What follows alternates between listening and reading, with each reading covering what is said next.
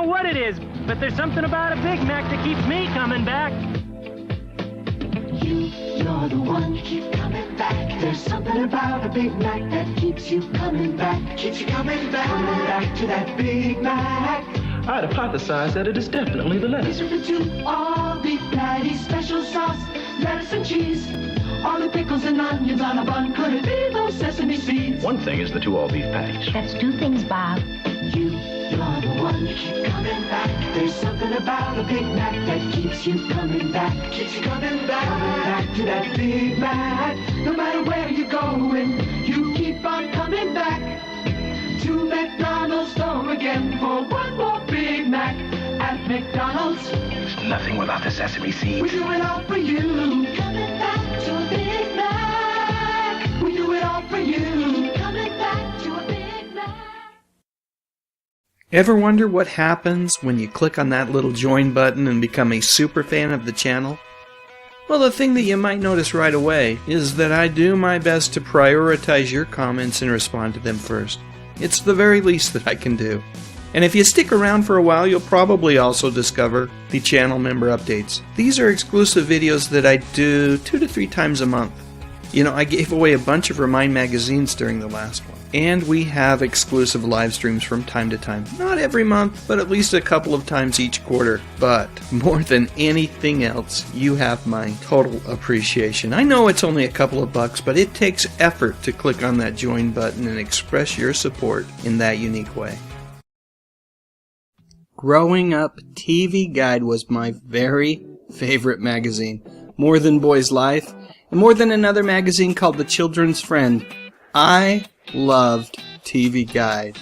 The magazine had been around for a long time before it caught my attention. According to Wikipedia, the National TV Guide's first issue was on April 3rd, 1953, where it had a total circulation of about 1.5 million copies sold in 10 U.S. cities when it was initially distributed. The cover featured a photograph of Lucille Ball's newborn son, Desi Arnaz Jr., with the headline, Lucy's $50 Million Baby. One of the things that was really cool about the magazine was that it was published in digest size, and it remained that way for the first 52 years of its publication. Folks, I can't tell you how very sad I was when TV Guide became a normal-sized magazine. It was heartbreaking, really, because when that happened, I knew that a very special era of television viewing, my television viewing, had come to an end. After all, this was the magazine where I had learned about Bonanza, the Brady Bunch, and for heaven's sake, even Three's Company. And there was something just so darn magical about those covers. This one is a perfect example. Just looking at Bob Denver and Tina Louise here, they look like they're having fun, and I bet this show is fun too. I'm in, I'll watch it, I promise. Well, it turns out, I watched that show on and off for half a century. Heck, I still watch it even today on MeTV. Midway through the 70s, my father realized that the perfect gift for me when he got home from a business trip was a TV guide from the city that he had visited.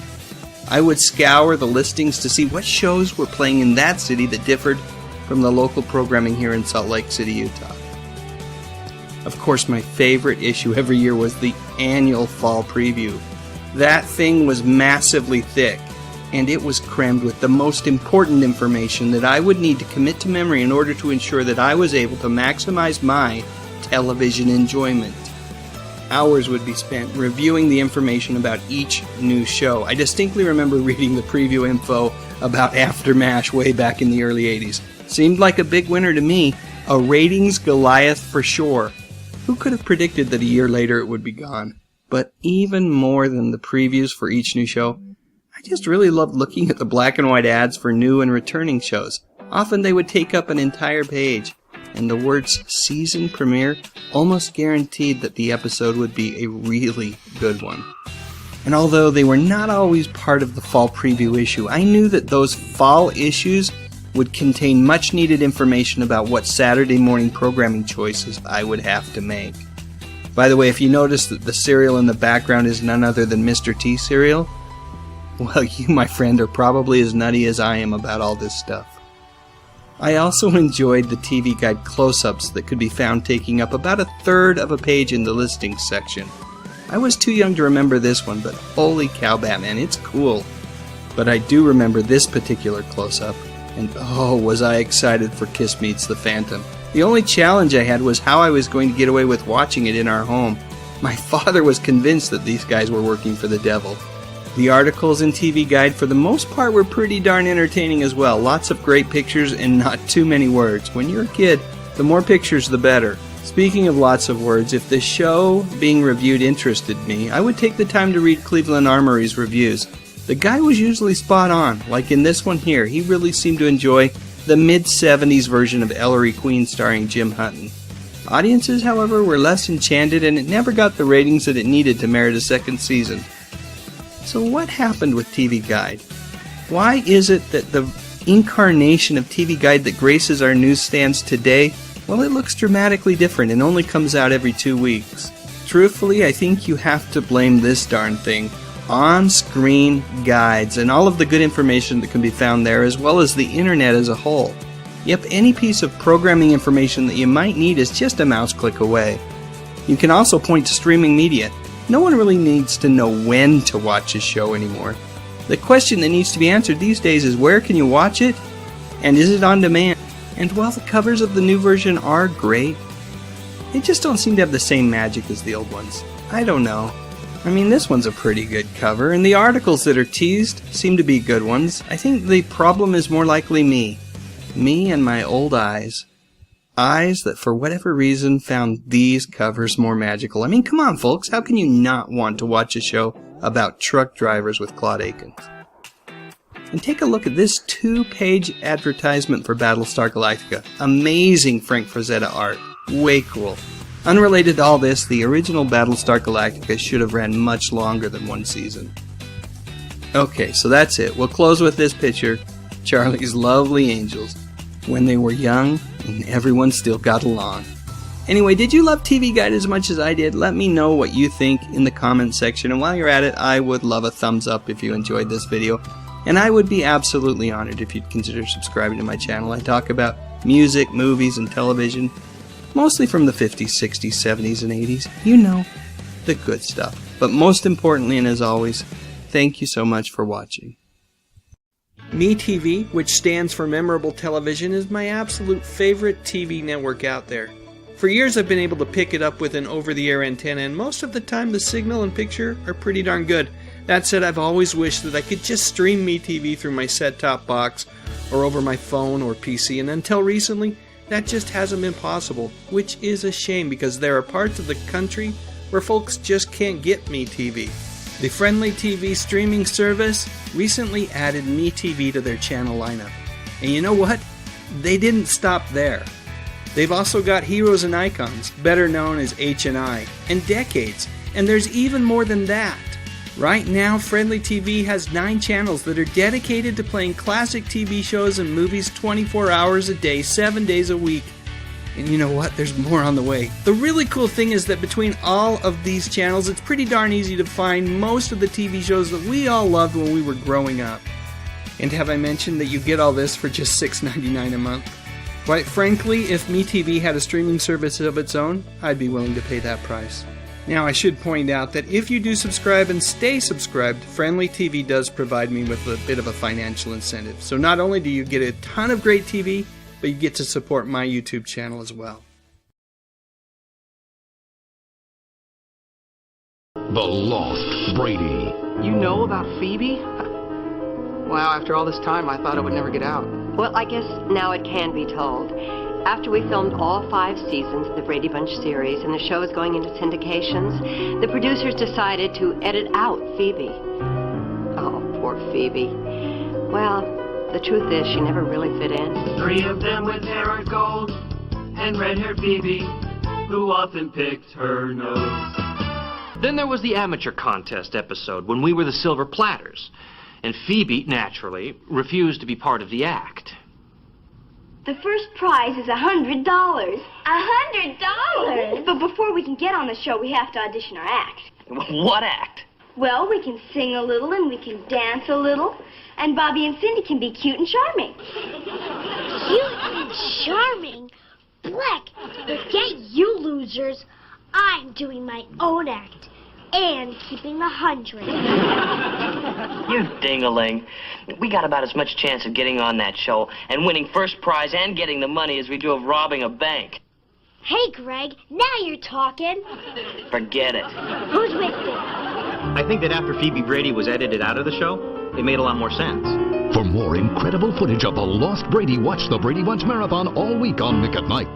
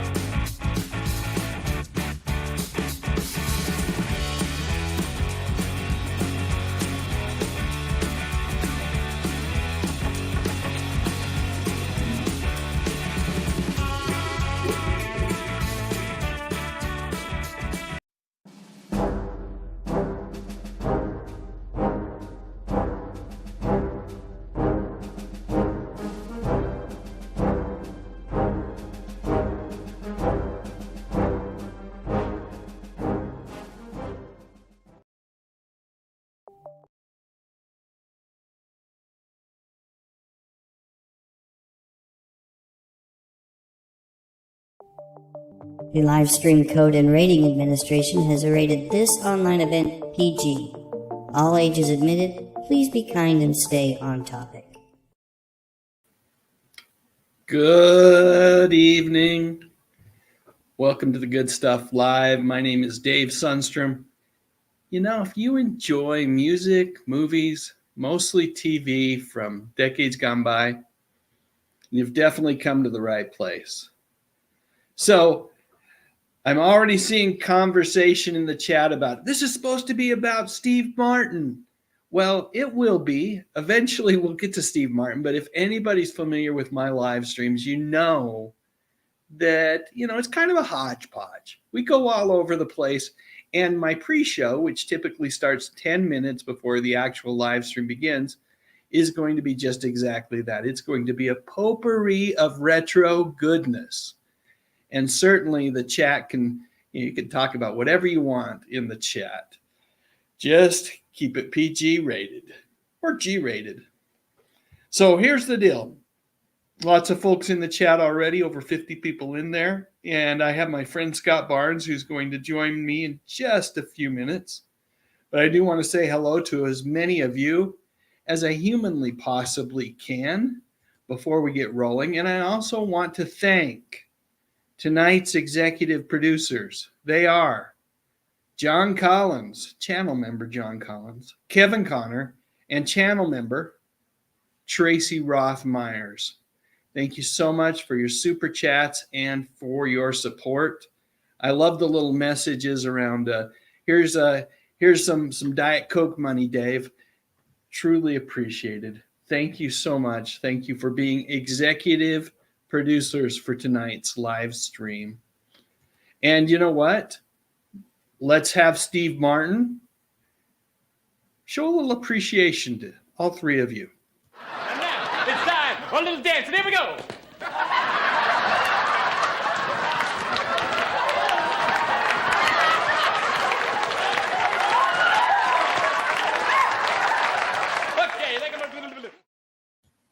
There we go. Love it. Let me see who's in the chat and let's say hello. We've got superfan Lance Chaffin. Welcome, Lance. Rachel in the 208 earlier today popped into the chat to mention that Raquel Welch had passed away. We'll talk about that in just a moment. Hey, Jerry Gillespie, Daryl Johnston. Who else is here? Danny Staten, thank you for the text earlier regarding Raquel as well. Channel member Tracy Roth Myers, Gary Carpenter, Shannon Burns, welcome. Great to see so many familiar names. Mark M., welcome to the live stream tonight. Tom McCluskey, always good to have you here. James Dye, welcome. Let's see. I love the chat. It's so much fun to see people just talking and getting along. Does the heart good, if you know what I mean. Wait, the heart's over here. Does the heart good? No, the heart's over here. Right side. Okay. That's what happens when I start looking at my screen. instead of actually realizing where things are located in the body. Okay. Who else is here? Mr. Williams, welcome to the live stream. Wajamin, Karen Lee, all the regulars. So good to have you all with us. Carol Wagner, great to have you here. She's in Pennsylvania. Welcome from Pennsylvania. Channel member Sean Innes, channel member Superplex, welcome. Let's see. Julie Andrews is here. Julie says, I'd pay any amount of money to watch Steve Martin pick his nose. You know, he's such a talented guy that he can do so much more than that. We'll talk about that tonight. Tom Lemery, great to have you here. Phil Cockram, welcome to the live stream. Dave Thomas, always a pleasure, my friend. Rob Aiken says, what, no Raquel video? No, I actually did not have time to put together a video on Raquel. I haven't done anything on Raquel in the past, and I haven't had time to do that today. So we'll talk about her again in just a minute. John Bernstein, welcome to the live stream. Welcome. Rich Atwood, welcome. Let's see, who else?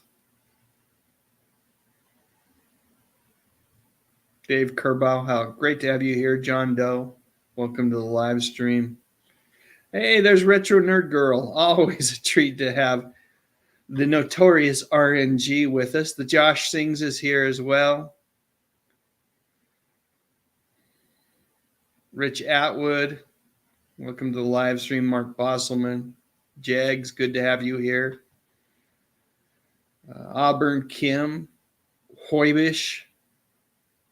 Some of these names. Hey, there's Emily Kunohime. I'm saying that probably wrong, but that's Emily Barnes. Her dad, Scott, will be joining me in just a moment. All right, I think I've said hello to most folks. Al Oduarte's here as well. But, and if I missed anyone, my sincere apologies. There's just a lot going on in the live stream, and sometimes I miss a person. I do my very best not to. Angela McArdle's here, the winner of last week's drawing for Retro Fan Magazine. By the way, I have received confirmation that they've received your information, and hopefully you won't be waiting too darn long for that magazine. We're not having a drawing tonight, folks. Just to, if you that's the only reason you're here, it ain't happening tonight. Don't have a subscription to remind or any more copies of Retro Fan this evening, but we will in the future. Jason Goldtrap's here. Forval Quizlet's here. I think that is it. All right. So let's get rolling. And I'm going to bring Scott on for this. Scott Barnes. What's going on, Dave? I'm doing well.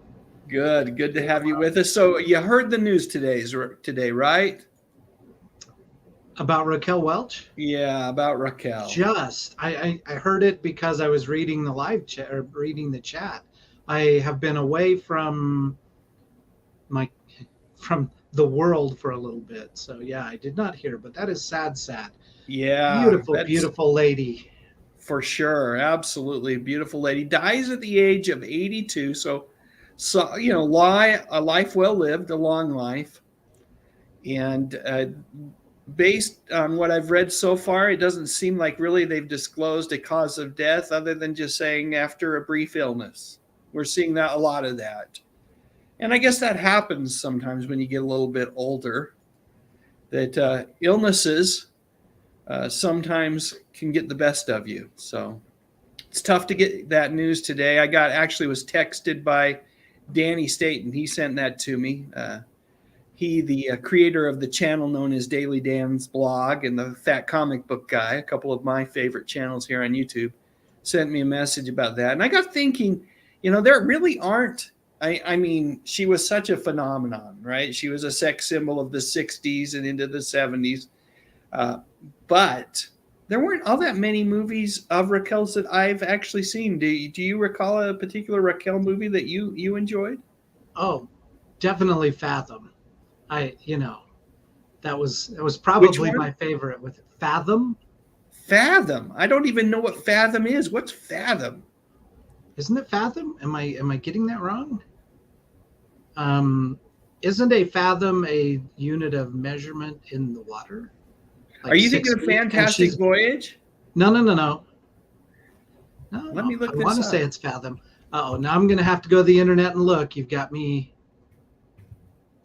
Yeah, you're right. 1967 movie starring Raquel Welch called Fathom. Yeah, it's about. Yeah, so Fathom is about 6 feet in length or depth, because it's going down in water, and she was close to 6 feet tall, so she fit right in. Yeah. Wow. And she was in a bathing bikini a lot in that movie. So as obviously I didn't watch it in 1967 when it came out because I wasn't very old, but I remember seeing it and just, like on TV and reruns, and it was awesome. Okay. See, that's a movie I've never seen. It looked good. It had Tony Franciosa in it, was directed by Leslie H. Martinson, who's a director I liked back in that era. The movies that I recall, as long as we're talking about Raquel Welch movies, this one, 1 Million Years BC, for obvious reasons, it was very memorable. And then I really liked this movie. Did you ever see Fantastic Voyage? Loved Fantastic Voyage. She was great in that one as well. Yeah, she really was. This movie, I love that movie, and I also love Inner Space, which is kind of a similar themed movie. Yep. Great. There's also there's a classic Batman comic book story. It's a real classic where Batman he gets shrunken down the size of, just super tiny, and then injected into the body of a dead woman. And it's just a great story. So I love the whole getting tiny into a body kind of stories. They're awesome. They're fun.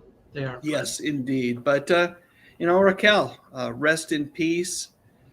I know I've been reading the chat as much as I can, and it sounds like folks have a lot of favorites. And of course, she made in the 80s, she made appearances on, I remember her on seeing her on Spin City. George Santos. It's what a treat to have George Santos with us tonight. George Santos says that he remembers when she was on Seinfeld. I don't remember her in Legally Blonde. Let's see what else. El Bandolero. I'm aware of that. And wasn't there another one called like 1,000 Rifles or something like that she was in, I think, with, was it Burt Reynolds? Another good one. It was in the chat earlier, and now I can't remember. Maybe it's 100. I can't remember. But yeah, it was something like that. Gary Carpenter points out Mother Jugs and Speed. Oh, yeah. And a Zoop channel member, Zooperplex, points out Myra Breckenridge. That one was kind of controversial at the time. Let's see.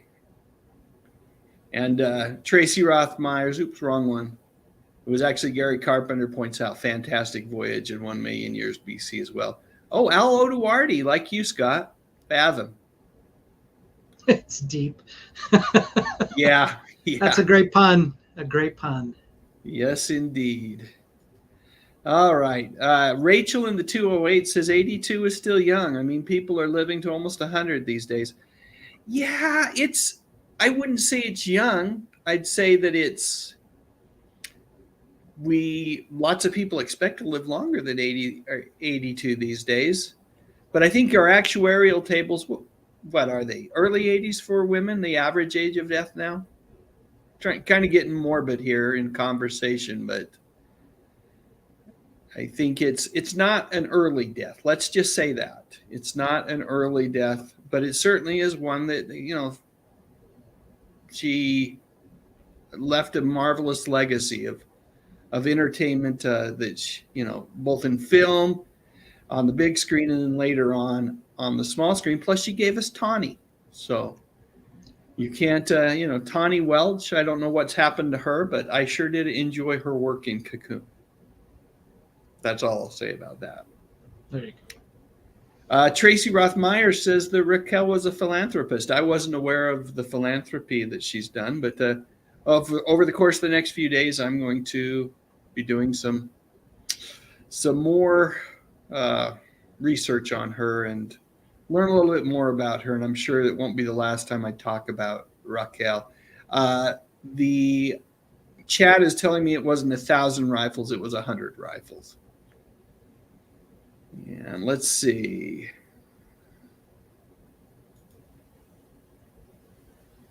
Kansas City Bomber. Oh yeah, that was the one where she was in the roller skating. What do they call those when the roller skating derbies, whatever those are called? Oh yeah, I know. Shoot, now I'm gonna have a blonde moment and not be able to remember either. So. And I remember this channel member Sean Innes points out that Raquel Welch was supposed to be in Cannery Row, but then there was this whole deal and ended up in a lawsuit between her and the studio. Thanks, guys. It's a roller derby. Roller derby. That's, I know. Oh, man. Sometimes when you're live, folks, and you have to come up with a word or phrase, it just doesn't happen. The Josh Sings points out that she was on the Muppet Show. All big stars during the era, the late 70s, early 80s, were on the Muppet Show. Yes, Tom Lemery says 100 Rifles is with James Brown. Yes, but why did I think Burt Reynolds was in that too? Might be wrong. Let's see. Oh, and she was also on Mork and Mindy. Wasn't she someone evil in Mork and Mindy, or like an evil alien? I can't remember. Yeah. But that does ring familiar. That rings familiar. Channel member Emily Miller is here. Welcome. And Elf Dog 100. Good to have you with us this evening. Let's get a rolling. I don't think I said hello to Starlin Say either. So hello, Starlin. Good to have you with us this evening. All right.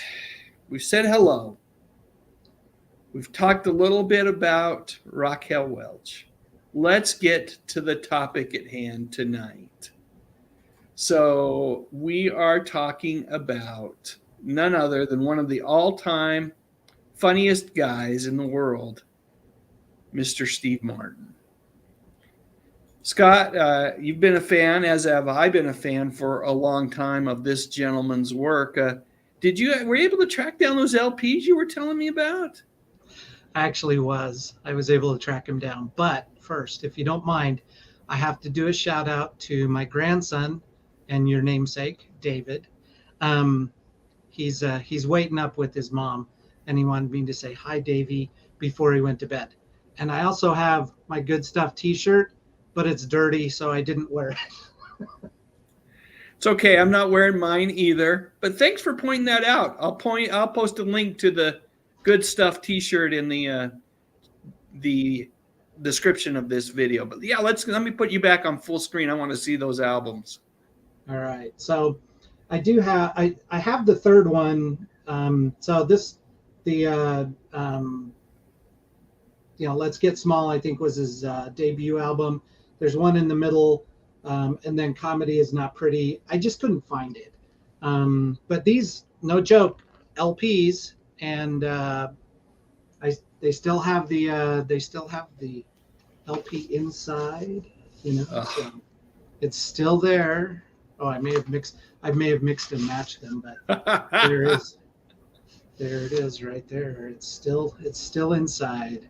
And I do have a record player, so I can still play them. As do I. And I will tell you, there is something magical. Every year it gets more magical about pulling out the vinyl and firing it up on the turntable. Instead of, it's easy to just find the digital version somewhere of all this stuff. But there's something just very magical and relaxing about putting a record on a turntable and listening to it. You get the warmth that comes from the needle burn as you put the needle on, and it and then grabs into the groove, and you hear a little popping. But the clarity and everything that comes from digital is awesome, but there's a warmth to LPs that you just don't get other places. You don't get it on cassette. You didn't get it on 8-track. So. Yeah, I like that you point out the crackling. To me, it's almost like the audio equivalent of a fireplace.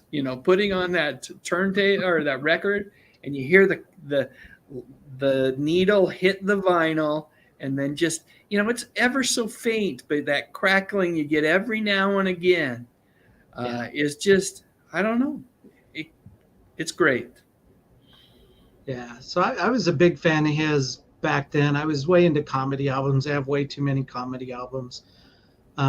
So besides those, music as well. But then, it was interesting. I became a fan of Steve Martin, so I started, following him, reading up on him, and that kind of stuff. The fact that he's a tremendous banjo player, and then at the end of his comedy career, he's just like, I've done everything I wanted to do. So he wanted to reinvent himself, and so he went into acting.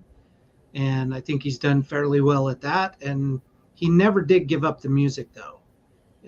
And if you're a fan of bluegrass at all, you've got to get some of his music. It's fantastic. He is so good, isn't he? I mean, literally, what can't this guy do? He can write, he can act, he can make people laugh, he can play music. It's not fair that this guy is as talented as he is. So, like you, I came to know Steve Martin through his albums first. And of course, I think it was the second album, the one you didn't show, Wild and Crazy Guy, that had a novelty song on it that I truly loved. King Tut? Yep, King Tut. I remember hearing that on the radio and just thinking, what in the world? And that's what kind of I got me into it. Was then I got the album, went back and got the first album, and I've been a fan ever since. And then there was a little movie that came out that just it was one of those movies that I had to see, and yet it was rated R. Such a tame R when you watch it nowadays, in terms of, it's crazy. It's like, I'm sure it would be PG-13 these days if they were to re-rate that movie. But I loved, and I think you've even been on live streams with me before, Scott, where we've talked about Carl Reiner films. But, it's a Carl Reiner directed film called The Jerk, which I just absolutely, as a whole, it may not be, Shawshank Redemption. It's not a masterpiece, but you take just certain scenes in that movie, and they are just some of the most funny things I've ever watched. The new phone book's here. The new phone book's here. I am somebody. I love that line. It's awesome. Oh, it is so good. It is so good. And that's one of those things that doesn't hold up today, right? Because you don't get a phone book delivered to your porch like you used to, even just a few years ago. Yeah, I haven't watched that movie in probably 4 or 5 years, but watching it with that eye in like things that don't resonate anymore because the world has changed so much, there's probably a handful of things in that movie that one could point to. Like cat juggling. No one cat juggles anymore. There you go. So do you have a favorite Steve Martin movie, Scott? I did like The Jerk. I thought that was a great one. And some of the other things that he did in the early 80s, you wanted to like. You really did want to like. Dead Men Don't Wear Plaid was okay. But then The Man with Two Brains, just, I wanted to like it. I really did. It just wasn't there. But when he came back with Chevy Chase and Martin Short in Three Amigos, I was back on board. And then I want to say, I can't remember what the timing was, whether it was Roxanne or LA Story. Both of those were fantastic. And I still, to this day, my wife and I will put on LA Story. And we'll put on Roxanne and just sit and watch Roxanne for a date night, right? It's still one of the best funny comedy chick flicks out there. So yeah, and I think it's probably where he may have known Martin Short, but it was before then. But it was kind of the beginning of their on-screen partnership that to this day we'll talk a little bit about in a minute. But with Three Amigos? Yeah, Three Amigos. Yeah. They're so good in that movie. And Martin Short, for me, is one of those. I know a lot of people feel this way about Steve Martin, but he's kind of like, you either love him or hate him. And he's kind of like, in limited doses, Martin Short is really good. But in Three Amigos, he's just perfect. He's perfectly cast. Both of them are really. So I asked you, so you're saying your favorite Steve Martin movie is? It's a toss-up between Roxanne and L.A. Story. Okay. Let's see what the audience or what our folks in the chat are saying tonight regarding favorite Steve Martin movies. Rich Atwood has 2. He says Three Amigos and The Jerk. Mm-hmm. Oh, yeah. Angela McArdle says Planes, Trains, and Automobiles was a favorite of mine. Channel member Emily Miller says Roxanne. Tim, welcome to the live stream, says Dead Men Don't Wear Plaid. That was a fun one. That's the one where they mixed him in with like a bunch of old crime noir movies. Let's see. So I'm guessing Rachel's referring to, obviously, he was in actually a handful of movies with John Candy, but he was really great in Planes, Trains, and Automobiles with John Candy. Chris Budaroko says, love Rupert going to the bathroom. Now, that's one of my favorite movies, which is the movie Dirty Rotten Scoundrels. As a matter of fact, it's not like Chris and I planned this, but let me see what I can dig up here. Man, I thought I had that ready to go. Yeah, Excuse here me. it is. May I go to the bathroom first? Of course you may.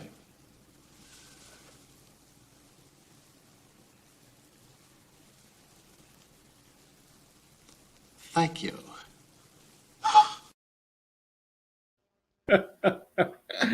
I love that movie. And the fact that Steve Martin can pull that off, just that scene, the whole character in that movie where, he plays Ruprecht, but that's not really who he plays in the movie. I mean, these guys are both, he and David Niven or not David Niven, Michael Caine are con men, extraordinary con men. It's just so much fun. That movie, by the way, directed by Frank Oz, who is better known as Yoda, but he was also the director of many great movies in the 80s and 90s. Well, beyond Yoda, he was on Sesame Street. Yeah, that's right. That's where he got his start, was as part of Henson's crew, right? Yep. He was Bert. He was Grover. He was Miss Piggy. Yeah, he did a lot of those Muppets. If you remember the Blues Brothers, he was actually one of his first acting roles where he was on screen was in the Blues Brothers at the beginning, where they give them back their stuff as they're getting out of prison. Yep, he's the prison guard that slides across their stuff. Right. Yep. Hey, it's Emily. She says, I remember watching LA Story with you, Dad. You know what? Yep. One of the things I love about TV shows and movies is just the memories you have of like watching it. Like certain episodes of certain shows, I remember the stories of those shows very well, but I also remember who I was watching them with, and it's fun to have those memories. Hoybish is talking back to us about how great LPs are. Yes, they do get warped. Yes, they do get scratched. All those things are reasons why we went to CDs and then, to the digital era. But there's still something. There's just something magical about an LP. Plus, you get all that great artwork and the lyric sheets and all those things that kind of you got them with a jewel case and a CD. It's just not the same. Let's see other movies. Karen Lee Maloney says Roxanne is so funny. John Doe says the best line in The Jerk is where he says, "You mean I'm going to stay this color?" The whole genesis for the Jerk movie was a line on one of those albums. I can't remember if it's the first one or the second one. He said I was a poor sharecropper. I was born a poor black child. Yep. And that's how the movie came to be. Yep. Let's see. Okay. Jason Goldtrap says his favorites are the 1991 Steve Martin Los Angeles films, Father of the Bride, Grand Canyon, and LA Story. All great flicks. I'll admit to having never seen Grand Canyon. I've never seen that. I haven't either. That's new to me. Yeah, I mean, I was aware he was in it. I think it's more of an ensemble piece, but maybe have to track that one down and watch it. Yeah. Let's see. Anyone else talking about favorites? Oh, here's one that I wouldn't expect many people to say is a favorite. My Blue Heaven. That was the one with oh my goodness, he was in he was in Little Shop of Horrors. What was the main actor in Little Shop of Horrors? Rick Moranis, wasn't it? Rick Moranis, correct. He starred opposite Rick Moranis. That was a great movie. And the music in there is awesome. In Little Shop? Yeah. Which is also Steve Martin's in that, making a cameo as the sadistic dentist. Yep. Great scene. George Santos, again, welcome from Washington, D.C., George, says, I think Steve was born with gray hair. I think you might be right. It really went gray early on him. And Retro Nerd Girl says that she loves Martin Short in everything. Daryl Johnston says Parenthood's his favorite Steve Martin movie. And I think we're good here. Oh, here's one. Carol Wagner says Planes, Trains, and Automobiles. George Santos says House Sitter. Let's see. Channel member Mike D says Planes, Trains, and Automobiles for him. DB Vetter, welcome to the live stream, says Planes, Trains, and Automobiles. Yes, we've mentioned it. We spent quite a bit of time up front talking about Justin, talking about Raquel's passing. So what you could do is, well, catch it on the replay. Because just in the spirit of time, I don't want to do that again other than say that she'll be greatly missed. But go back and watch it because we did spend quite a bit of time talking about her. Let's see. Oh, Hoybish says the banjo is a happy instrument. And Starlin wants to know how George is doing tonight. You know, George has seen better days, weeks, and months. So I'll answer for him. Let's see. I think that's it. We'll Headbangers Room, welcome to the live stream, says, I own Planes, Trains, and Automobiles on DVD, a Thanksgiving tradition, as it is with the Sundstrom family. We enjoy watching that one around Thanksgiving. Let's see. Starlin says Roxanne's a good one, and Rachel in the 208 says the Father of the Bride series was pretty darn funny. Let me do this. Let's go ahead and take that off screen. And let's talk about for a minute. When you think of top grossing Steve Martin movies, I bet you anything this isn't the list of movies that you would, well, maybe you would. I don't know, but this surprised me. Oh, wrong slide. Let's go this one first. Top grossing Steve Martin films. Number 1, Cheaper by the Dozen. 2, Bringing Down the House. 3, the first of his reboot of the Pink Panther series, then Cheaper by the Dozen 2, and then finally, at $89.3 million, worldwide gross, these are worldwide grosses, Father of the Bride. Not the movies that I actually thought would be at the top of that chart, because I kind of expected it to be more like this, which is if you look at the Rotten Tomatoes tomato meter, and critic reviews, here's some movies that I really love. And Scott, you'll be happy to know that LA Story and Roxanne are just below this in the low, I think it's 81 and 82%. But your top movie is Planes, Trains, and Automobiles, followed by the Ron Howard pick, Parenthood. Him co-starring with Lily Tomlin in All of Me, and then the Michael Caine, Frank Oz directed film, Dirty Rotten Scoundrels, and then finally his The Jerk, that was directed by Carl Reiner. So all great movies, not necessarily your box office, the monster behemoth box office blockbusters that some of his later films were much less, from a critical standpoint, appreciated. Mm-hmm. Did you like any of those later films? What did you think of Steve Martin as Inspector Clouseau? Actually, the first one wasn't too bad. I mean, I was too much of a fan of the first movies, so I was a little disappointed, but he actually did a fairly good job. Second one, I just couldn't hardly sit through it, but it's there's some fun. movies that they just don't need to be redone. Mm-hmm. And as talented, I've already gone on record here on this live stream as saying he's one of the most talented people I know. I just don't know if those movies needed to be redone. I don't know if we needed any more Inspector Clouseau when those original Pink Panther films that were directed by Blake Edwards, were so darn good. So when we were talking about the topic tonight, you actually started with, let's talk about a particular TV show.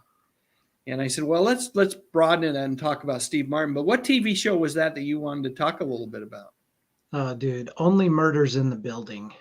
That was incredible. When that came out, I wasn't sure what to think. And then it was just like everybody was saying, you have got to watch this. You've got to watch this. I was not disappointed. It was amazing. The writing, the directing, the set, who they got to come in and play in it, and who they, the other actors besides the three that are in the ensemble cast. Amazing. I mean, how do you get Sting to come in and play a straight up straight man to all of the comedy that's going on, And it's just it's amazing. The storytelling is top notch in that series. So totally can't say agree. enough good about it. Totally agree. It is just, for me, it was so much fun, and the second season didn't let me down. I enjoyed the second season as well. And I'm really excited for the third season, which I believe they finagled Meryl Streep into being in with them. So, nice. Holy cow. Is it Meryl Streep and Paul Rudd? I can't remember. It's someone else is going to be in it with them as well. But it's so clever in terms of the writing. Mm-hmm. It clearly is a passion project of Martin's, of Steve's and Martin Short's. And they are, while Selena Gomez is fine, it's the joy is seeing these two old friends act together in this just really well-written, very funny TV show. And how do you go wrong with Nathan Lane? And, and he acts the crap out of that part. It's just unbelievable. I mean, I could gush about this forever, but it's just, I don't know. It is storytelling at its best. And I say it that way on purpose because a lot of things are very entertaining. They're fun to watch, those kind of things. But this is true on storytelling. So totally agree.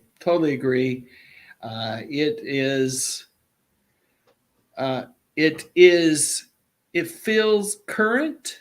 And I did see someone mention a little something about the language. Yeah, I'm with you. I wish the language could be toned down a little bit, but it feels current, and yet at the same time, it feels timeless, the storytelling here. And again, to me, it just goes back to these two guys just clearly enjoying the heck out of a project where they get to spend time together. And it comes through, right? Because they don't like each other at first, and when it kicks off, and then they tolerate each other and then you think they're going to become friends, but they just keep tolerating each other. Right. But, well, isn't that really the true mark of great friendship, Scott? We tolerate each other, right? Yeah, there you go. There you go. You've hung around me for way too long. Off topic, channel member Superplex says no one remembers Bowfinger. Remember it, loved it. Not my favorite of the Steve Martin movies, but I did really enjoy it, and I thought Eddie Murphy was wonderful in that movie as well. That entire cast of that show was great too. So, by the way, for folks who may not, I think most folks are familiar with Only Murders in the Building, but you can find it on Hulu. Right now, there's 2 seasons in the can. You can go and stream them and watch all of them, just binge watch them. And I guarantee you, if you get started on this, you're going to binge watch them. And then I think we're just a couple months away from season 3 debuting, and they'll have me at watching them every week. I just love this so much. So I'd highly encourage it. I'm glad you brought it up as something that we could discuss on a live stream, Scott. Glad you took me up on it. All right, let's see what folks are saying here for a second.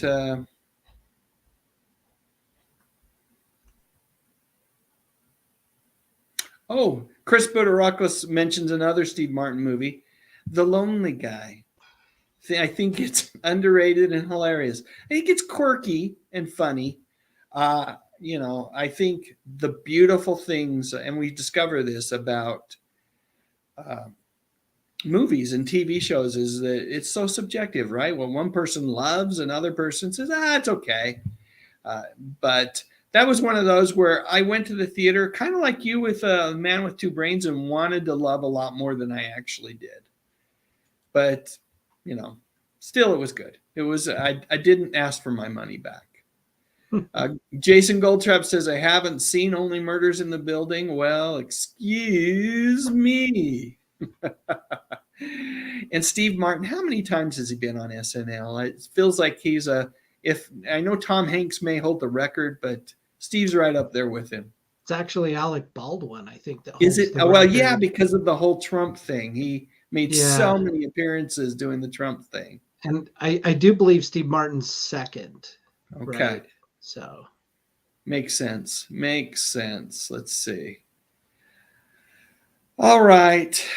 Well, let's see. Jason Goldtrap comes to Steve Martin's rescue, saying that Inspector Clouseau is a fictional character, and Peter Sellers has been dead since 1982. Steve Martin did an excellent job with his take on the character.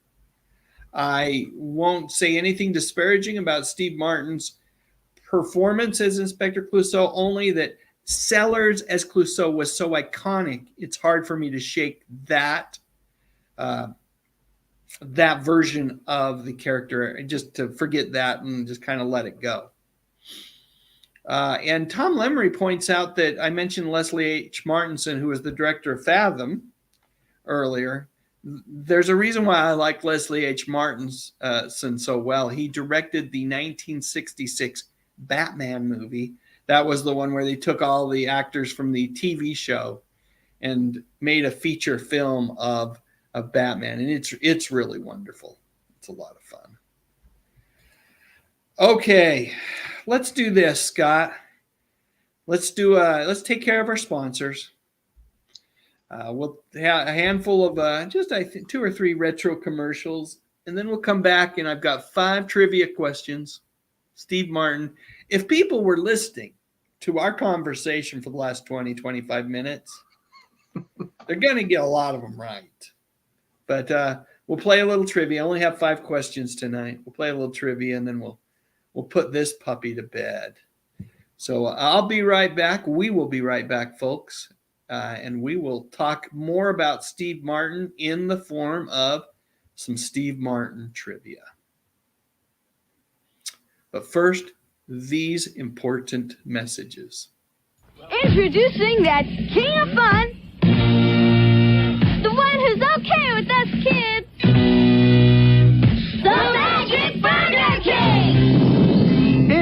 person. Yay! I'm the marvelous, magical Burger King. I can do most anything. Now watch me, kids, when I twist my ring like magic. We're at Burger King! It's my magic Burger King. I'm the marvelous, magical Burger King. I can do most anything. I love magic and food that's fun. So I'll make a burger disappear, make it come back here. Turn apples into pies right before your eyes. Turn onions into rings. As we can see. Put a shiver in the shake. It's easy for me. I'm the marvelous, magical Burger King. I can do most anything. I love magic and food that's fun. So Yes, fun for everyone! Burger King, yay! Hey, kids, what do you get when you take a bowl and a can of alphagetti? You get 100 billion words in every can of alphagetti. Like Dr. Kittens, where's your mittens? Time for school, don't be a nil. Where's my mummy? I got an empty tummy. You get 100 billion words in every can of alphagetti. It's fun to eat. She's cute as can be, and as you can see, she sneezes. Bless you, baby tender love. Loving her is lots of fun when your tender love's the one who sneezes. Bless you, baby tender love. Bless you, baby tender love. I'll take care of you. Bless you, baby tender love. The doll that sneezes. New from Mattel. All right. But we're back. I had to run. I was out of Diet Coke, and I had drank all of this. And I'm running low. Closer. I got another one. Nice. I figured I needed to get one before we started some trivia. Okay. Let's see what we go. Yep. Sean says, brought to us by Diet Coke. Yes, indeed. Yes, indeed, my friend. You know, it's Emily interesting. Miller says they had weird dolls back then. They really did. Oh, all sorts dolls of are crazy creepy. crap. Dolls are just creepy. It doesn't matter what kind of dolls and clowns, creepy. Totally agree. There's really no reason for either of those to exist in this world. And once you've seen it, either version, but I'm kind of partial to the Tim Curry, the miniseries version, just super creepy. Creepy clowns are the worst. And then I've gone on at length in a number of my videos about my complete distaste for a particular doll that was in a late 60s show called Family Affair named Mrs. Beasley. Horrible, horrible thing. Yeah, absolutely. My sister had one of those dolls, and I did my best to hide it whenever I could. All right. Back to Steve Martin. 5 questions. We'll give people 30 seconds to answer each question. Scott, if you know the answer, after those 30 seconds, I'll let you answer it. If not, I will provide the answer. And after the third question, we'll see how people are doing, and then we'll wait till the end and we'll get final scores. So, with that said, let's get rolling.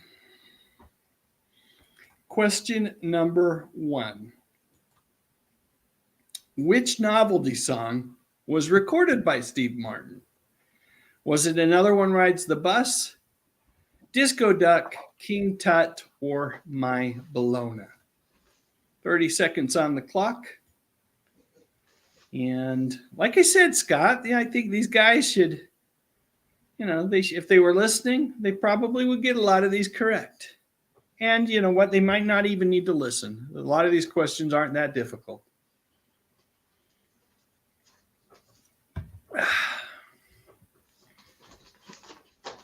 I think Scott's writing an answer down. And let me take the timer off the screen. Do you have an answer for me, Mr. Martin? We know it's King Tut. Correct. But do you know who sang the other 3? Another one rides the bus. Wasn't that Weird Al? That is correct. And As My well as Bologna. My Bologna, is yeah. Weird Al too.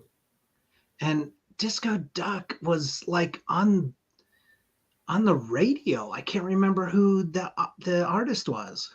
Rick Dees. It was Rick Dees. Okay. Yep. All right. Question number 2. Which of these Steve Martin movies was directed by Ron Howard? Was it The Jerk, Parenthood, The Man with Two Brains, or L.A. Story? Let me get the timer on the screen.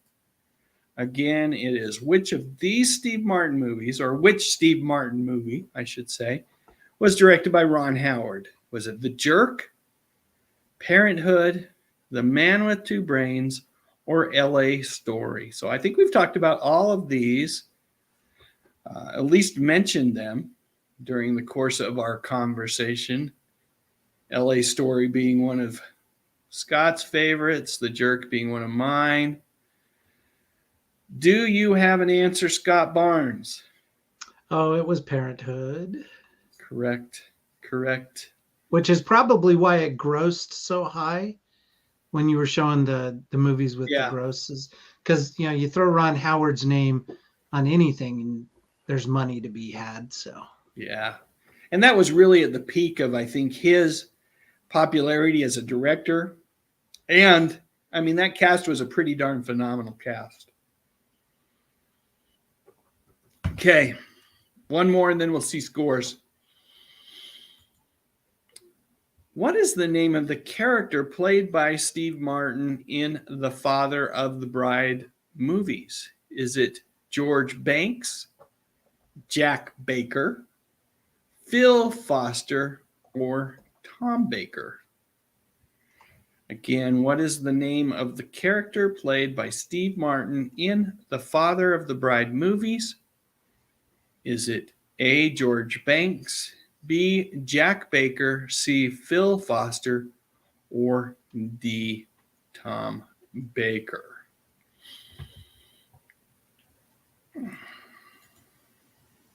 Take the timer off the screen here, Scott. Do you have an answer for us on this one? This one's a little more difficult.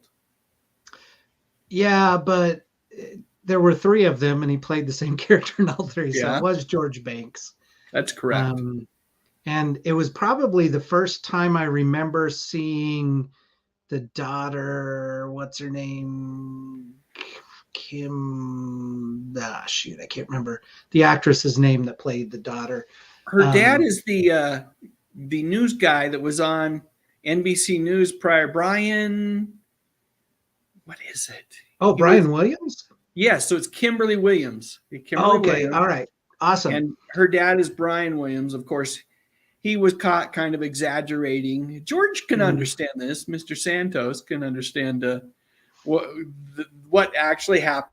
You get caught up in the moment, you know the story a little bit better, embellish it, maybe just make crap up.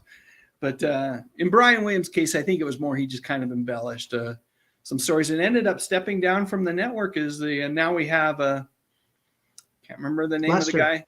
Yeah, Lester Holt. Lester Holt. Brian Williams is still on MSNBC, by the way. Yes.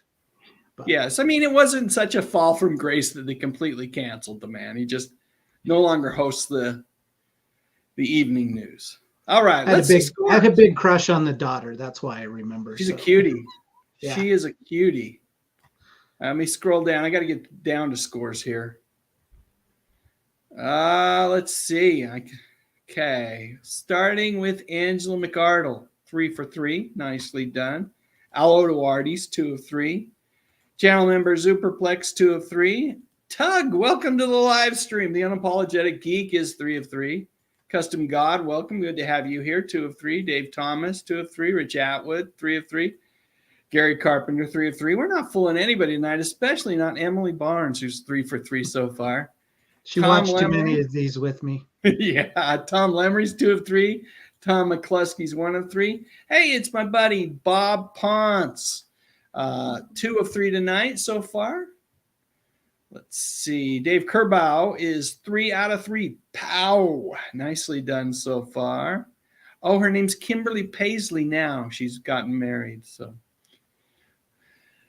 Kimberly Williams Paisley. Okay, let's see what else we got score-wise. Channel member Emily Miller is 3 for 3. Chris Budarakos is 3 for 3. RNG, 3 for 3. Nick Mamon is 3 for 3. Sean Ennis, 2 of 3. Caroline Maloney, 3 for 3. Gary Carpenter, 3 for 3. Carol Wagner, 3 for 3. Rosalia Zarita, 2 of 3. Let's see. Here's Tiffany B. She says 2 of 3. And I think we're good on scores. So let's go. Let's keep it rolling. And we got 2 more questions. Question number 4 is this. Which film was Steve Martin's first starring role? Was it A, Dead Men Don't Wear Plaid, B, Pennies from Heaven, C, The Jerk, or D, The Man with Two Brains? I've got the timer started. Again, it is which film was Steve Martin's first starring role? Was it A, Dead Men Don't Wear Plaid, B, Pennies from Heaven, C, The Jerk, or D, The Man with Two Brains? I'm going to take this off the screen. And then we'll take the timer off the screen as we get down to the final seconds to put your answer in the stream or just lock them in your noggin. Scott, do you know the answer to this one? Timeline-wise, starring role and timeline-wise, I would say it's The Jerk. You are correct. You are correct. So let's keep it rolling. Final question. Final question. Which book did Steve Martin not write? I think it's the toughest question. I saved it for last. Is it A, Cruel Shoes, B, Private Parts, C, Pure Drivel, or D, Shop Girl? Which book did Steve Martin not write? Again, A, Cruel Shoes, B, Private Parts, C, Pure Drivel, or D, Shop Girl? I've read all 4 of those books. They are all 4 legitimate books. We can talk more about them in just a second. I can't remember can you put the list back up real quick? Yeah, I'll put the list back up. Which book did Steve Martin not write? A, Cruel Shoes, B, Private Parts, C, Pure Drivel, or D, Shop Girl? Do you want to give it a guess, Scott? Or do you want me to? I'm pretty sure it's Private Parts because the others link back to, some of his either comedy bits or other things. So I'm going to say Private Parts. You are correct. Private Parts is a book that I have read, but it is written by one Mr. Howard Stern. That makes more sense. And it's the thickest of all of those books, by the way. Steve's books are actually a bit shorter. Shop Girl, of course, is a novella, which was turned into a film. Cruel Shoes and Pure Drivel are more kind of that whole comedy monologue kind of stuff that you expect from Steve Martin. Fun stuff. Let's get final scores from everybody. See how they did tonight. Lots of folks look like they did well. So let's see. We've got Al Oduardi, 4 of 5. Nice night for Al. Channel member Sean Ennis has read 2 of those books. And Rosalia asks, wasn't Shop Girl a movie too? It sure was. And Steve starred in it. Rich Atwood, 5 of 5. Nicely done. Angela McArdle, 5 of 5. And Sean Ennis, channel member Sean Ennis, points out that Claire Danes was the shop girl in that movie. Yes, she was. Rachel in the 208, 5 of 5. Karen Lee Maloney, 5 of 5. We got some Steve Martin fans out there tonight. Emily Barnes, 5 of 5. Nicely done, Emily. Well done. Let's see. Channel member Zoo Perplex, 3 of 5. Tom McCluskey's apologizing for that score, 1 of 5. Nothing to be sorry about, Tom. Thanks for playing, buddy. The Unapologetic Geek, 5 of 5. David Thomas, 3 of 5. David Kerbau, 5 of 5. Nicely done. Let's see. Thrash Pondo Ponds, channel member Thrash Pondo Ponds, 4 of 5. Let's see. Herb Craven, welcome to the live stream, 4 of 5. The notorious RNG, our friend, the retro nerd girl, 5 of 5. I almost took a point away. Sorry about that. Carol Wagner, 5 of 5. Nick Mamonis, 5 of 5. Channel member Sean Innes, 4 of 5. Gary Carpenter, 5 of 5. Channel member Emily Miller, 5 of 5. Rosalia Zurita, 3 of 5. Bo Dan or Darville says, Steve, we talked about this. Very good songwriter and bluegrass musician. Check out Steve playing banjo in Steep Canyon Rangers. Oh, he is so phenomenally talented. Amazing. Tiffany B, 3 of 5. Custom God, 2 of 5. George Santos says, I cheated. Well, no surprise, George. No surprise. Chris Bodaracco says 5 of 5. Says Dave, you wild and crazy guy. I'm not half as wild and crazy as Mr. Martin, for sure. All right, I think we're good. I think we got the scores in. I want to thank everybody for hanging out with me tonight, but most especially, I want to thank my friend Scott Barnes, who quite often will pop into the chats during the streams. And, you know, I've said this before, but for those folks that don't know the genesis of this channel, Scott played a major role in helping me kind of find the niche. And we spent early on this channel, we would get together with something that I like to call Wide World of Sodas. And we would find, we had this, what's it called? Rocket Fizz? Is it still there, Scott? It is. It's still there and open. Yeah, there's a candy / novelty shop near where we worked. I say worked. Scott's still there. I've said goodbye to corporate life, but near where we worked that had all sorts of weird soda pop flavors, and they'd even let us. They even got so accommodating at the end. They'd let us film inside the store. It was kind of noisy in there though, so it never really worked out all that great. But it was so much fun. Scott and I would talk about all sorts of great topics, and the videos are still out there. If you guys ever want to check them out. I need to find a way to spotlight some of those conversations again because they were so darn good.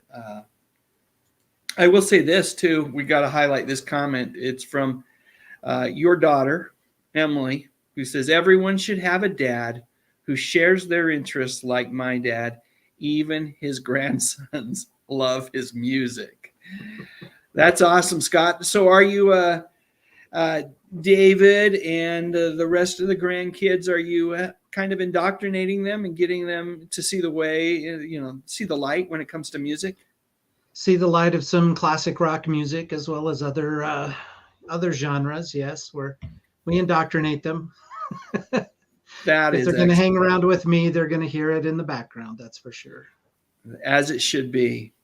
So anything, usually this is the point in the live stream where I bring on folks that have YouTube channels, and I know that you've got one mulling around in your head, maybe do it at some point in the future. But anything you want to, now that you got the stage, I'm going to shut up for a minute. Anything you want to promote or say hello to or talk about for just a minute, Scott?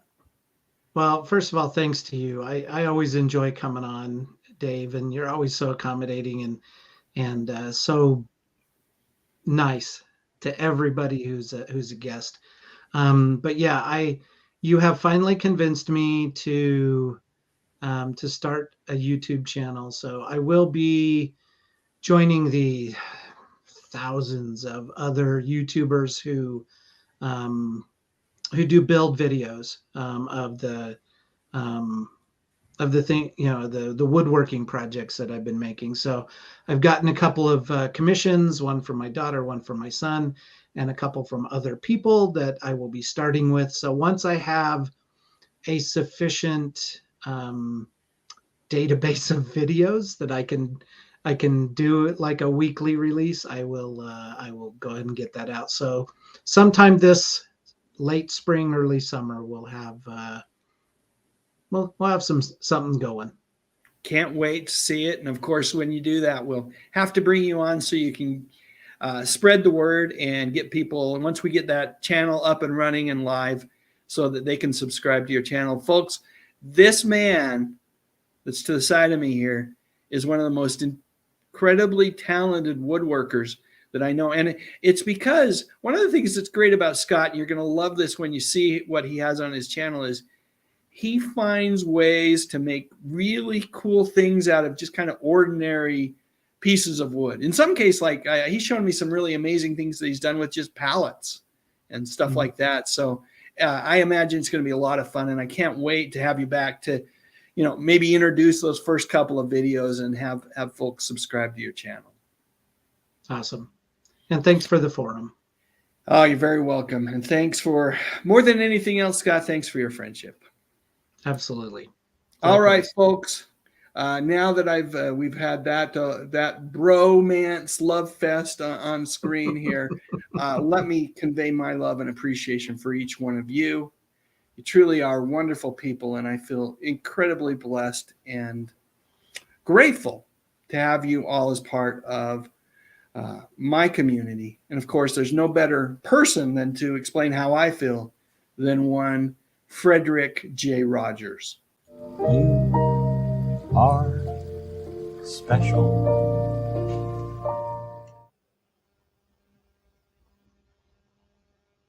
All right. Thanks, everybody. You have a tremendous night, and we will talk to you all soon.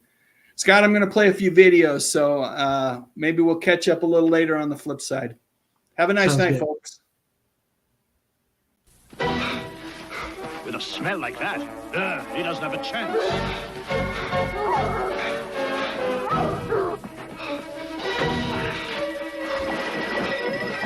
Escape from dirt and odors with Lemon Fresh Dash. Its lemon freshening power dashes out some of the toughest odors and dashes in freshness. Howdy, boys. Lose something? It's not him. Maybe over there. Dash out odors. Dash in freshness. Ron Popeil died on July 28, 2021. He had been taken to Cedars-Sinai Medical Center a day earlier for a medical emergency, and while no cause of death has been provided, the various news outlets have reported that he passed away peacefully.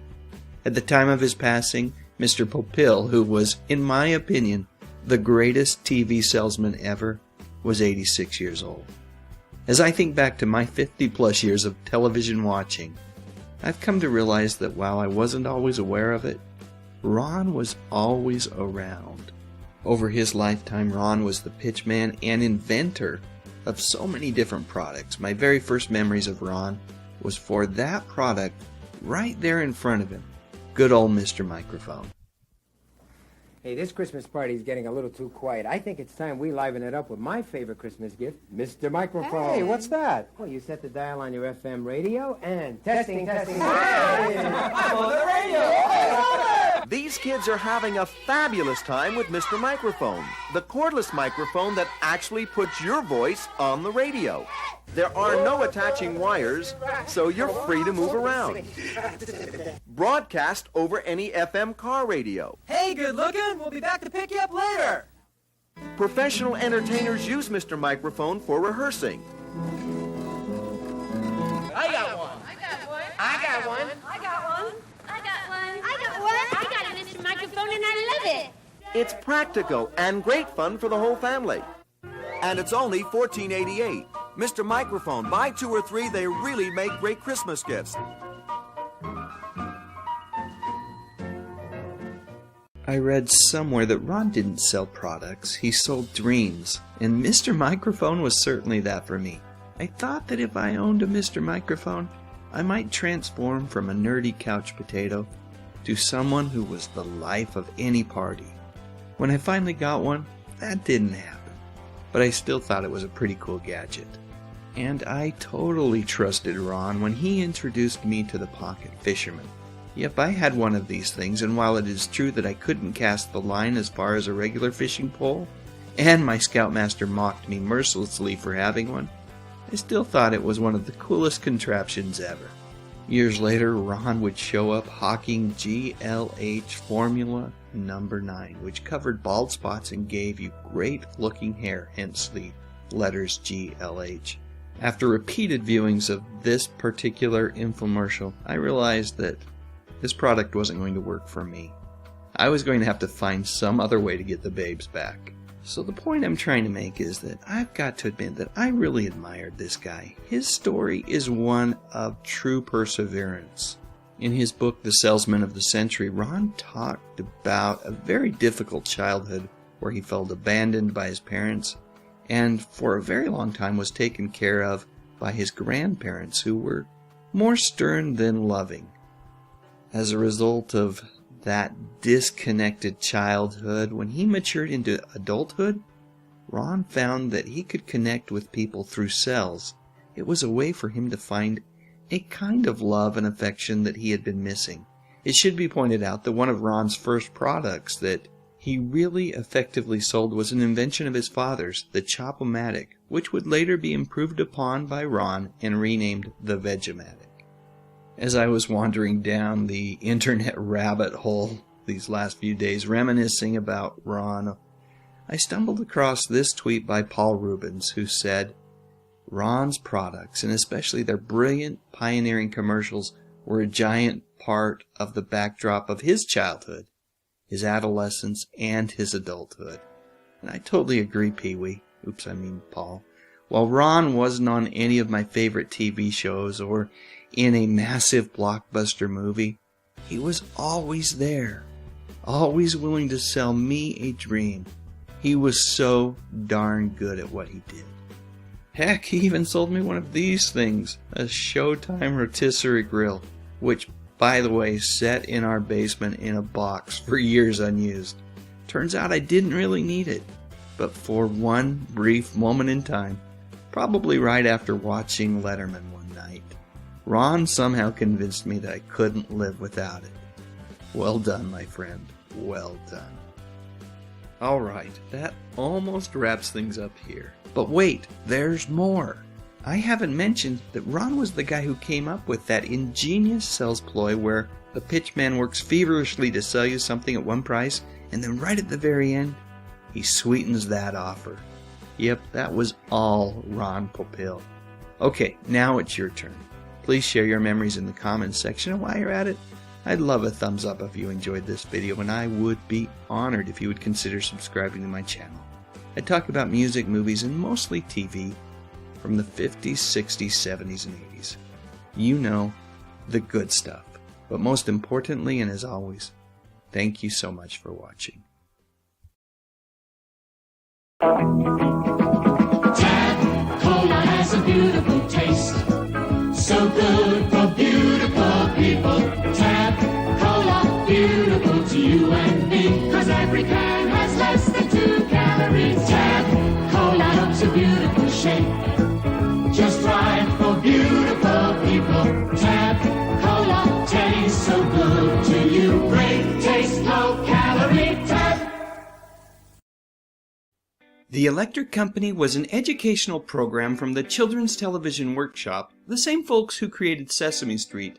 When it first debuted, I was still a big fan of Bert, Ernie, Cookie Monster, and Grover.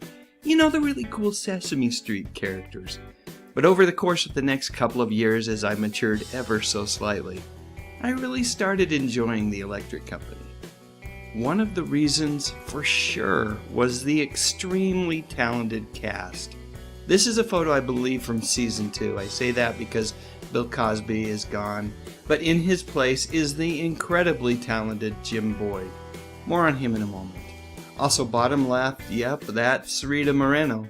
Alright, I just need to move on because we're going to talk a lot about this wonderful cast as I count down my top 5 characters from the show. So let's get cracking and start with number 5. Back to Jim Boyd. His character of J. Arthur Crank just cracked me up. He was a little bit like J. Jonah Jameson from Spider-Man. He was kinda like a human version of Oscar the Grouch as well. In fact, the two of them actually teamed up. Anyway, his stick was to burst in on a sketch, interrupting everything when something just didn't make sense to him. You know, it really is a tribute to the talents of Jim Boyd that this grump, this cantankerous old coot, was just so darn likable. Number 4 is none other than the great Morgan Freeman as Easy Reader.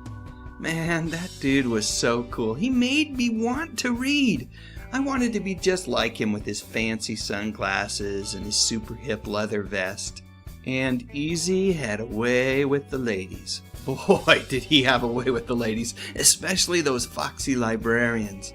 Sadly, the librarians that I've encountered over the years were neither all that foxy or all that attracted to voracious readers such as myself. But I digress. You know, I've got to hand it to Morgan. He totally sold me on this reading thing. If I wasn't a believer beforehand, I certainly was after seeing how cool it made Easy Reader, and would certainly make me. I think the only guy cooler than Easy Reader in the 70s was the Fonz. But that's another topic for another day. On to number 3. Coming in at the 3rd spot is Skip Hynant as Fargo North Decoder. He was a detective of sorts, a self-proclaimed world's most famous decoder of messages. The character was slightly reminiscent of Inspector Clouseau from those Pink Panther movies. And in case after case, North would have to decode and or unscramble messages. Not sure why the frog needs to be flown to London in this sketch, but you get my drift. Watching these clips again, and yes, you can find a bunch on YouTube, you can really see why these were so much fun. There's a rhythm to them, as there is with most good comedy sketches. A comedic beat, if you will. Anyway, they're fun. And the character definitely had its fans. So much so, in fact, that Fargo North, along with Easy Reader, was the most marketed of all the original Electric Company characters. Notice how I say original there? More on that in a moment. I had the book and record there. I didn't have the game. It looks like fun, though. If anyone ever played the game, I'd love to hear about it in the comments section. Alright, let's keep counting down. Number 2 is Jennifer of the Jungle, played by, and I know I'm going to mess up her name, but I've got to try, Judy Graubart. Anyway, this lady was so funny. And you know what? Just like in all of her sketches, Judy seems so nice. And to make things even better, Jennifer had a gorilla companion named Paul. Inside the suit was J. Arthur Crink himself, Jim Boyd. I always thought Judy could have been on Saturday Night Live or SCTV. She just had that kind of star quality. Instead, she showed up on a bunch of commercials during the 70s. I think advertisers realized that Judy's trademark niceness really made her seem like she was a friend, someone you could trust to tell you what laundry detergent works best, or which eye drops are most effective. Jennifer of the Jungle and Paul also made an appearance in the Spidey Super Stories comic book, but I'm getting ahead of myself because I've already let the cat out of the bag. Because my favorite character from the Electric Company is none other than your friendly neighborhood Spider-Man. The first live-action TV Spider-Man, in fact, played by Danny Seagren. Spidey showed up during later seasons of the show. Use of Spider-Man on the show was actually a gift from Marvel Comics and Stan Lee. Crazy like a fox, Stan knew that teaching kids to read, especially with a character like Spidey, would lead kids directly to his comic books. So anyway, the Electric Company was able to use the character free of charge, and they did so during 29 short segments, which ran from 1974 to 1977, and then, of course, much later on in reruns. And just like in the comic books, this particular version of Spider-Man only talked through word balloons. He also didn't tackle the big baddies, the super villains that you would read about in the comics and see later on in the movies. But still, it was Spider-Man, and he was on TV. You get it? Every day I would rush home from school hoping that Spidey would show up on the Electric Company that evening. And Spidey's Super Stories proved to be very popular, so much so that Marvel launched an easy-to-read Spidey Super Stories comic book. Hey, I had that book right there, the first issue. Of course, my mother sold it in a garage sale years later, along with a boatload of really valuable Star Wars comics, but again, it's a story for another day. Spidey Super Stories also showed up in audio format in Peter Pan Records. Like I said, Stan Lee was crazy like a fox. He truly was one of the most talented, smartest guys within the comic book industry. Wait, did I say one of? I meant the most talented, smartest guy ever in the industry. So there you go, my top 5 favorite characters from the Electric Company. Anthony Davis, if you're watching this video, thanks for the suggestion, and I hope you enjoyed it. Speaking of enjoyment, I really enjoyed the Electric Company magazine that hit the newsstands for a few years during the show's heyday. Truly good stuff, and I'm sure Easy Reader would have approved of the purchase. One more thing, I know I didn't talk much about Rita Moreno during this video. She's so talented, I feel kind of bad, but here she is. Back in the 70s, if there was one thing the show was known for, it was one of her characters, I think her name was Millie, and she'd scream, "Hey you guys!" at the top of her lungs. Those segments and that particular phrase became so popular that after a couple of years, the show's intro began with Rita shouting her iconic phrase. And of course, the phrase became even more a part of pop culture history when a triumphant sloth yelled it during a pivotal scene in the classic 80s movie, The Goonies. Alright, one final picture. Again, Ms. Moreno. I think I know what she's yelling here, do you? Okay, it's your turn now. What do you think? Did you have a favorite character that I missed? Or do you have a completely different top 5 list? Anyway, please share your memories in the comments section below, and while you're at it, please click on the thumbs up icon, and why not consider whether or not you'd like to subscribe to my channel. I talk about music, movies, and television, mostly from the 50s, 60s, 70s, and 80s. You know, the good stuff. But most importantly, and as always, thank you for watching.